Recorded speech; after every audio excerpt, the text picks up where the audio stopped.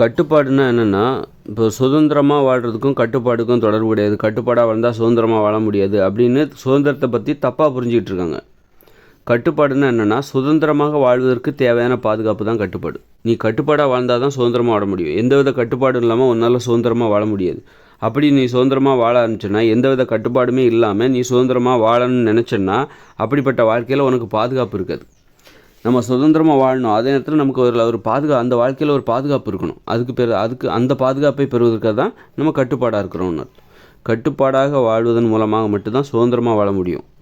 கட்டுப்பாடு இல்லாமல் நம்ம வாழ்ந்தால் கண்டிப்பாக சுதந்திரமாக இருக்காது. ஒரு ஆபத்து நிறைந்த ஒரு வாழ்க்கையை தான் நம்ம வாழ்வோம். அதனால் இப்போ உதாரணத்துக்கு உணவு முறை எடுத்துப்போம்.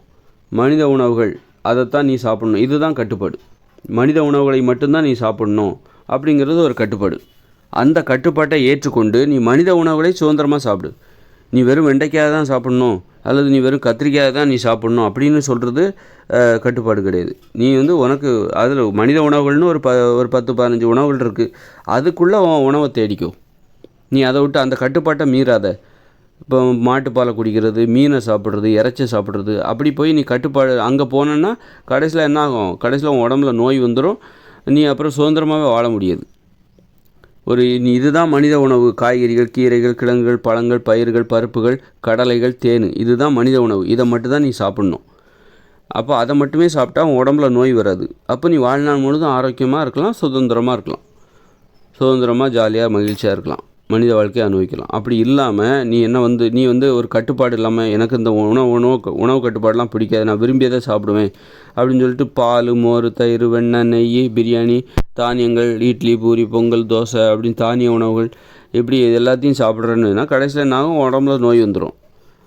சர்க்கரை நோய் வந்துடும். அப்புறம் பயப்பட ஆரம்பிச்சிடும். சர்க்கரை நோயோ, ஏதோ ஒரு ஆஸ்மா, ஏதோ ஒரு வீசிங்க, ஏதோ ஒரு புற்றுநோய், ஏதோ ஒரு நோய் வந்துடுமா? அப்புறம் நீ என்ன பண்ணுவ? ஒரு பச்சை தண்ணியை கூட உன்னால் குடிக்க முடியாது. அதை சூடுபடுத்தி வெந்நியாக தான் குடிப்பேன். ஒரு பச்சை தண்ணியில் குளிக்க முடியாது. அப்புறம் ஏதாவது மாத்திரை போடணும், பயமாக இருக்கும். மாத்திரை 8 வரலன்னா அவ்வளோதான். அந்த அளவுக்கு சுதந்திரமாக உன்னால் வாழவே முடியாது. மற்றவங்க மாதிரி ஒரு ஆரோக்கியமாக இருக்கிறவங்க எந்த அளவுக்கு சுதந்திரமாக இருப்பாங்க, அந்த மாதிரி உன்னால் இருக்க முடியாது. அப்போ நீ சுதந்திரமாக வாழணும் அப்படின்னா, நோயாளியாக வந்துட்டு அப்புறம் நம்மளால் சுதந்திரமாக வாழ முடியாது. ஒரு மழைன்னு வந்தால் அதில் நனைய முடியாது. ஒரு குளிர்னு வந்தால் வெளியில் வர முடியாது, வீட்டை விட்டு வெளியே வர முடியாது. ஏதாவது 1000 சளி பிடிச்சிச்சின்னா அவ்வளோதான், 1 மாதத்துக்கு விடாது. அந்தளவுக்கு பயந்துக்கிட்டே வாழணும். எதிர்ப்பு சக்தி குறைஞ்சி போயிடும். டக்குன்னா சளி பிடிச்சிரும். நைட்டு தூங்க முடியாது, மூக்கு அடைச்சிக்கும், பயங்கரமாக மூக்கு அடைச்சிக்கும். போராடணும். இந்த நோயோட சுதந்திரமாக வாழவே முடியாது. வாழவே முடியாமல் அந்த நோயோட பிடியிலேருந்து நம்மளை விடுவித்து கொள்வதற்காக நம்ம போராடணும்.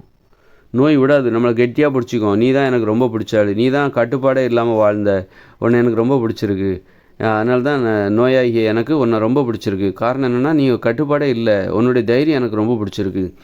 இதெல்லாம் மனித உணவுகளை மட்டுமே சாப்பிடுன்னு சொன்னாங்க. ஆனால் நீ நான் மாமிசத்தையும் சாப்பிடுவேன், மீனையும் சாப்பிடுவேன், பாலையும் சாப்பிடுவேன், எல்லாத்தையும் நான் சாப்பிடுவேன்னு சொன்ன பற்றியா? அந்த தைரியம் எனக்கு பிடிச்சிருக்குப்பா. அதனால தான் நோயாகிய நான் எனக்கு உன்னை ரொம்ப பிடிச்சி போச்சு. நான் உன்னை விடவே மாட்டேன். உன்ன மாதிரி ஆட்கள் தான் எனக்கு தேவை. வா போகலாம் மேலே அப்படின்னு சொல்லி உன்னை கட்டி பிடிச்சிக்கும், முத்தமிடும், இறுக்கி அடித்து ஒரு உம்மா கொடுக்கும் உனக்கு. அந்த அளவுக்கு. அப்போது நீ கட்டுப்பாடு இல்லாமல் வாழ்ந்ததால் நோய்களுக்கு பிடித்தமானவராக நீ ஆகிவிடுவாய். அதுக்கப்புறம் நீ சுதந்திரமாக இருக்க முடியாது. நோய் தான் உங்ககிட்ட சுதந்திரமாக இருக்கும். நோய் உன்னிடத்தில் சுதந்திரமாக இருக்கும். நீ நோய்களுக்கு அடிமையாகி விடுவாய். அதனால தான் கட்டுப்பாடு இருந்தால் தான் நீ சுதந்திரமாக வாழ முடியும். நீ மனித உணவுகளை மட்டுமே சாப்பிட்டேன்னா உடம்பு ஆரோக்கியமாக இருக்கும், ஒரு நோயும் வராது. என்னாகும்? நீ சுதந்திரமாக மழையில் நனையலாம், ஓடலாம், சாடலாம், கிணத்துல குளிக்கலாம், தண்ணி குடிக்கலாம், பச்சை தண்ணியில் குளிக்கலாம், ஜாலியாக இருக்கலாம். அப்படி அதுதான் அங்கே பார்த்தீங்களா எவ்வளோ ஒரு கட்டுப்பாடு என்பது ஒரு சுதந்திரத்துக்கு எப்படி வழிவகுக்குது. அது மாதிரி நீ ஒரு மனைவிக்கு கட்டுப்பாடாக இருக்கணும். இப்போ ஒரு ஆண் ஒரு பெண்ணிற்கு கட்டுப்படணும். ஒரு கணவன் மனைவிக்கு கட்டுப்படணும். மனைவி கணவனுக்கு கட்டுப்படணும். கட்டுப்பட்டால் அவள் சுதந்திரமாக இருக்கலாம். ஒரு மனைவிக்கு கட்டுப்பட்டுக்கிட்டு அந்த மனைவியை நீ நேசி. ஒரு கணவன் மனைவிக்கு கட்டுப்பாடாக இருந்து அந்த மனைவியை நீ நல்லா நேசிக்கலாம். அவளை உருகி நீ காதல் பண்ணு. அது மாதிரி கணவனுக்கு அந்த மனைவி கட்டுப்படணும். கட்டுப்பட்டுக்கிட்டு அவனுடைய உண்மையாக அன்புக்கு கட்டுப்படணும். உண்மையாக இருக்கணும். அப்படி உண்மையாக இருந்தால் அந்த உண்மையாக இருக்கிறதுக்கு தானே கட்டுப்பாடு. நம்பிக்கையானவராக இருந்து கட்டுப்பட்டு ஒருவருக்கொருவர் ரொம்ப அன்பாக விட்டு கொடுக்காம எந்த ஒரு தருணத்திலும் பிரியாமல் வேற ஒருத்தரை போய் நினைக்காம உண்மையாக இருப்பதாக அந்த அளவுக்கு அவருடைய அன்பை வந்து ஆழமானது என்பதை நிரூபிக்கிறாங்க. நான் உனக்கு உண்மையாக இருந்திருக்கேன், இவ்வளோ வருஷத்தில் நான் உனக்கு உண்மையாக இருந்திருக்கேன் அப்படின்னு நிரூபிக்கிறாங்க. அந்த கட்டுப்பாடு தான் அவங்க வந்து ஒரு குடும்பமாக அவங்க குழந்தைகள் பிறக்குது, ஒரு நல்ல ஒருவருக்கு உதவி செஞ்சுக்கிட்டு ஒரு குடும்பமாக மகிழ்ச்சியாக இருக்காங்க. ஒன்றா உட்காந்து கதை பேசிக்கிட்டு பாட்டு பாடிக்கிட்டு ஒருவருக்கு ஒரு உதவி செய்து கொண்டு வாழ்க்கையை எளிதாக மாற்றி விட்டார்கள். ஜாலியாக இருக்காங்க. அதுவே ஒரு கணவன் வந்து மனைவிக்கு உண்மையாக இல்லை, மனைவி வந்து கணவனுக்கு உண்மையாக இல்லைன்னா அப்புறம் என்ன ஆகும் அப்படின்னா அவங்க பிரிஞ்சிருவாங்க. நீ எனக்கு உண்மையாக இல்லை, எனக்கு தெரியாமல் வேறு யாரு கூட இருக்க. ஒரு கணவன் வந்து மனைவிக்கு உண்மையாக இல்லைன்னு வச்சுக்கோங்க. அந்த மனைவி வந்து தன்னுடைய கணவன் தனக்கு உண்மையாக இருக்கும்னு எதிர்பார்க்குறா. ஆனால் இவன் உண்மையாக இல்லை. இவன் வந்து தொடர்ந்து வேறு ஒரு கள்ள தொடர்பு போகிற வர இடத்துலலாம் பொண்ணுங்களை ரெடி பண்ணி உஷார் பண்ணி அங்கே போய் பழக்கம் வச்சுக்கிறான். அப்படிங்கும்போது அது அந்த மனைவிக்கு தெரிய வரும்போது இவங்களோட இப்போ இவனுக்காகலாம் வாழக்கூடாது அப்படின்னு சொல்லிட்டு கடைசியில் என்னது டைவர்ஸ் வாங்கி பிரிஞ்சிடுறாங்கன்னு வச்சுக்கோங்க. பிரிஞ்சுட்டு கடைசியில் பார்த்தா இவனுக்கு கடைசியில் குடும்பங்கிறதே இல்லை. இவன் எங்கே போனாலுமே வந்து யாருக்குமே உண்மையாக இருக்கிறதே இல்லை, யாருக்கும் கட்டுப்பாடாகவே இருக்குது. ஒரு கட்டுப்பாடுங்கிறதே இவனுக்கு இல்லை. அதனால் கடைசியில் இவனுக்கு குடும்பங்கிறதே இல்லாமல் போச்சு. குடும்பங்கிறது இல்லாமல் போய் கடைசியில் இவனை பார்த்துக்கிறதுக்கு யாருமே இல்லை. ஒரு வயசான காலத்தில் ஒரு உடம்பு சரியில்லைன்னா படுத்து கிடக்கும்போது இவனுக்கு உதவி செய்கிறதுக்கு யாருமே இல்லை. அந்த அளவுக்கு அவன் வாழ்க்கை வந்து எதிர்காலம் என்பது கேள்விக்குறியாகி போச்சு. இவனுக்கு உதவி செய்கிறதுக்கே யாருக்கும் பிடிக்கவும் இல்லை. நல்லா உடம்புல தெம்பு இருக்கும்போதெல்லாம் அவ்வளோ திமிராக பேசுவாப்புல, யார்கிட்டையும் உண்மையாகவே இருக்க மாட்டாப்புல. இங்கே கேட்டு அங்கே சொல்கிறது, அங்கே மனைவிக்கு உண்மையாக இருக்கிறது கிடையாது. அப்படி இப்படின்னு சொல்லிட்டு அவன் கடைசியில் கைவிடப்பட்டு விடுவார். அவருடைய வாழ்க்கை அவ்வளோதான், ரொம்ப நரகமாக போயிடும். அப்புறம் துணைக்கு யாருமே இருக்க மாட்டாங்க. எல்லோரும் குடும்பமாக மகிழ்ச்சியாக இருக்கும்போது இவருக்கு துணைக்கு யாருமே இருக்க மாட்டாங்க. அதனால தான் உண்மையாக இருக்கணும். கட்டுப்பாடு, அந்த கட்டுப்பாடு தான் சுதந்திரமாக வாழ்வதற்கு. கட்டுப்பாடு இல்லாமல் வாழ நினச்சா நம்ம நரகத்துக்கு தான் நம்ம போவோம். கட்டுப்பாடாக வாழ்ந்தால் சொர்க்கத்தை பார்க்கலாம், சொர்க்கத்தில் வாழலாம். அப்போவே நீ கட்டுப்பாட்டுக்குள்ளே போயிட்டாலே அப்போவே சொர்க்கம்னா இதுதான் அப்படின்னு தெரிஞ்சிடும். ஒரு நரகம்னா என்னன்னு தெரிஞ்சுக்கணுமா? யாருக்கும் கட்டுப்பாடு இல்லாமல், எதுக்குமே கட்டுப்பாடு இல்லாமல், உணவுக்கு கட்டுப்பாடாக இருக்கணும். உணவு கட்டுப்பாடு என்பது வேண்டும். அது மாதிரி உடற்பயிற்சி பண்ணணும், உடற்பயிற்சி கட்டுப்பாடு, இப்படி எதெல்லாம் கட்டுப்பாடுகளோ அதுதான் வந்து உன்னை சொர்க்கத்தில் வாழ வைக்கும். இல்லைன்னா ஒன்று நரகத்தில் தான் தள்ளும். எந்த கட்டுப்பாடும் எனக்கு பிடிக்காது அப்படின்னு நீ போனோன்னா நீ நரகத்துக்கு தான் போவே. நரகத்துக்கு போவேன்னா என்ன, நரகத்துக்கு தான் வாழ்வே. இங்கே தான் வாழ்க்கை இருக்குது. நரகமும் சொர்க்கமும் நம்ம வாழ்க்கையில் தான் இருக்குது. நமது வாழ்க்கையை சொர்க்கமாக மாற்றுவதும் நரகமாக மாற்றுவதும் நம் கையில் தான் உள்ளது. அதில் கட்டுப்பாடுகள் தான் சுதந்திரமாக வாழ்வதற்கு உதவும். சுதந்திரமாக வாழ்வதற்கு நமக்கு ஒரு பாதுகாப்பு தேவை. அதுதான் கட்டுப்பாடு. பேசுகிறதுல கட்டுப்பாடு.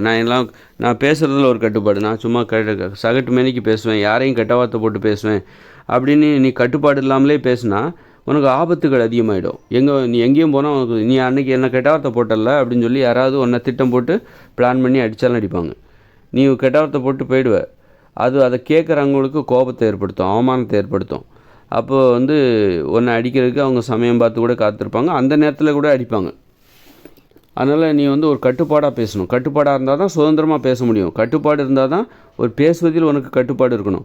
அப்போ தான் நீ பேசவே முடியும். நான் எதுக்கும் கட்டுப்பட மாட்டேன், நான் வந்து கட்டுப்பாடெல்லாம் பேச மாட்டேன், என் வாய்க்கு வந்தது தான் நான் பேசுவேன், அதுதான் சுதந்திரம், அதுதான் எனக்கான சுதந்திரம் அப்படின்னு நீ சொல்லிட்டு கண்ட மணிக்கு உன் வாயில் வந்ததெல்லாம் பேசுகிற, அப்புறம் வந்து கெட்ட வார்த்தைலாம் போடுற அப்படின்னா அப்புறம் கடைசியில் எனக்கு ஆபத்துகள் அதிகமாகி அடி வாங்க ஆரம்பிச்சிடுவேன். போகிற வர இடங்களில் அடி வாங்கி கடைசியில் உன்னால் பேசவே முடியாது. நீ பேசுகிறது கேட்குறதுக்கு யாருமே இருக்கவும் மாட்டாங்க. அதனால் பேசுவதில் கட்டுப்பாடு தேவை.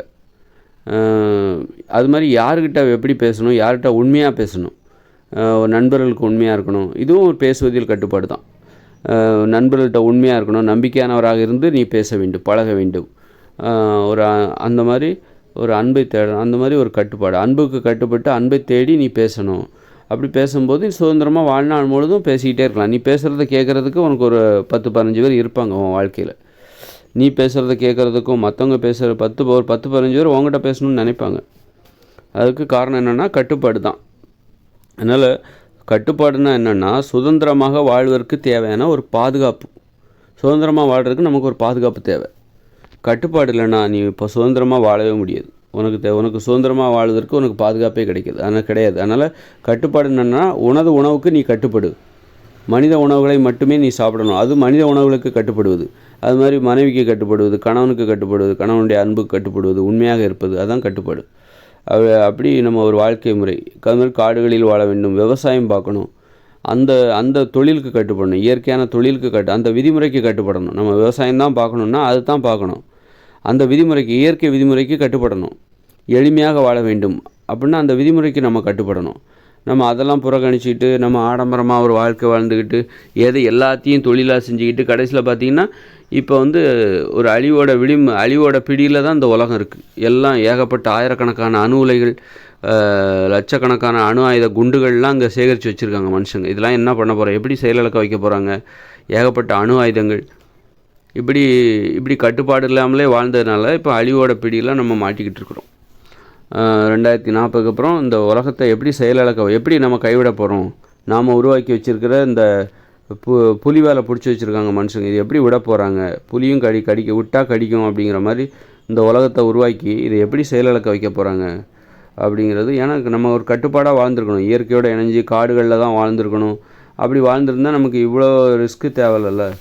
அதனால் இப்போ பார்த்தா நம்ம கட்டுப்பாடு இல்லாமல் தாந்தோண்டித்தனமாக நான் யோசிக்கிறத நான் செய்வேன், நான் நினைக்கிறத நான் செய்வேன்னு சொல்லிட்டு போகிறனால இப்போ எவ்வளோ அழிவுகள் வந்துச்சு. தினம் நம்ம அழிவை சந்திக்கிறோம். இனிமேல் பேரழிவு ஒன்று நமக்காக காத்திருக்கு. இந்த இயந்திர அறிவியல் உலகம் நம்ம எப்படி கைவிட போகிறோம்? கைவிடப்பட்டு நம்ம இயற்கையோடு இணைஞ்ச மனுஷ வாழ்க்கைக்கு போவோம். அப்படியே விட்டுட்டு போக முடியாது. ஏன்னா இங்கே நிறைய அணு உலைகள்லாம் இருக்குது, அணு ஆயுதங்கள் இருக்குது, தொழிற்சாலைகள் இருக்குது, புதிய உலகத்தை உருவாக்க வர வேணும். அதனால் கட்டுப்பாடு இல்லாமல் அது மாதிரி வேகத்துலேயும் ஒரு கட்டுப்பாடு இருக்குது. நம்ம நடக்கிறோம்ல, அதான் ஓடுறோம்ல, அதான் நம்முடைய வேகம். ஒரு சிறுத்தைக்கு அது எவ்வளோ வேகத்தில் ஓடுதோ அதான் அதோட வேகம். ஆனால் நாம் ஒரு இயற்கை நமக்கு ஒரு கட்டுப்பாடு. மனுஷங்கன்னா இவ்வளோ வேகத்தில் ஓடுவாங்க, இவ்வளோ வேகத்தில் நடப்பாங்க, மனுஷங்களோட வேகம் இது. நாம் அதையும் அது ஒரு கட்டுப்பாடு. அந்த கட்டுப்பாட்டை மீறி நான் சக்கரங்களை கண்டுபிடிச்சி வாகனங்களில் பயணித்து நீங்கள் வேகமாக போகணுன்னு ஆசைப்பட்டீங்க. கடைசியில் என்ன ஆகுது? அந்த கட்டுப்பாட்டை மீறினீங்க. இயற்கை விதிமுறை நீ இவ்வளோ வேகத்தில் தான்ப்பா போகணும், அதுதான் உனக்கு பாதுகாப்பு அப்படின்னு அந்த கட்டுப்பாட்டை நீங்கள் மீறினீங்க. கட்டுப்பாட்டை மீறி இன்னும் வேகமாக போகணும், அதுதான் சுதந்திரம்னு நினச்சிங்க. அதனால் என்ன ஆகுது? ஏகப்பட்ட விபத்துகள், மோட்டார் வாகன விபத்துகள் ஏற்பட்டு வருஷத்துக்கு 10 லட்சம் பேர் சாகுறாங்க. வருஷத்துக்கு 10 லட்சம் பேர் உடல் ஊனம் அடைகிறார்கள், கைகால்கள் துண்டிக்கப்படுகிறது. அதுதான் ஒரு கட்டுப்படணும், இயற்கை விதிமுறைக்கு கட்டுப்படணும், ஒரு வேக கட்டுப்பாடு. மனுஷங்களோட வேகம் இது. நடக்கும்போதும் ஓடும்போதும் எவ்வளோ வேகமாக ஓடுவாங்களோ நடப்பாங்களோ அதுதான் மனித வேகம். அந்த வேகத்துக்கு நீ கட்டுப்படணும். அப்போ தான் நீ சுதந்திரமாக நடக்க முடியும், சுதந்திரமாக ஓட முடியும், சுதந்திரமாக வாழ முடியும். நான் வாகனத்தில் தான் போவேன், நான் வேகமாக போவேன், 100 கிலோமீட்டர் வேகத்தில் போவேன், 80 கிலோமீட்டர் வேகத்தில் போவேன், ஃப்ளைட்டில் அவ்வளோ வேகத்தில் போவேன், புல்லட் ட்ரெயினில் அவ்வளோ வேகத்தில். கடைசியில் பார்த்தா இப்போ ரோட்டில் நடக்கவே முடியல, பயந்து நடக்க வேண்டிய ரோட்டில் சுதந்திரமாக நடக்க முடியுதா? பயந்து எங்கே எந்த கார் வரும், எந்த பஸ் வரும், நம்ம மேலே மோதிட்டு போவாங்க. பைக்கில் எவன் வேகமாக நம்ம மேலே இடிச்சுக்கிட்டு போவாங்களோ பயந்து வாழ வேண்டியிருக்கு. வீட்டை விட்டு வெளியே வரக்கு இவ்வளோ பயமாக இருக்குது. தெருவில் இறங்கி நடக்க முடியல, அவ்வளோ பயமாக இருக்குது. அதனால தான் இயற்கை விதிமுறைக்கு கட்டுப்படணும். அப்போ தான் நீ சுதந்திரமாக வாழ முடியும். சுதந்திரமாக வாழணுன்னா உனக்கு தேவையான பாதுகாப்பு. சுதந்திரமாக வாழ்வதற்கு நமக்கு ஒரு பாதுகாப்பு, அதுதான் கட்டுப்பாடு. அந்த கட்டுப்பாடுகள்னால் என்ன? சுதந்திரமாக வாழ்வதற்கு உனக்கு ஒரு பாதுகாப்பு, அதுதான் அந்த கட்டுப்பாடுகள் இல்லாமல் சுதந்திரமாக வாழ நினைத்தால் அது அழிவை நோக்கி தான் அழைத்து செல்லும். சுதந்திரமாக வாழ்வதற்கு உனக்கு ஒரு வேலி தேவை. ஒரு தோட்டத்தில் நீ சுதந்திரமாக வாழ்கிறன்னா அதை சுற்றி வேலிகள் தேவை, அதுதான் கட்டுப்பாடுகள்.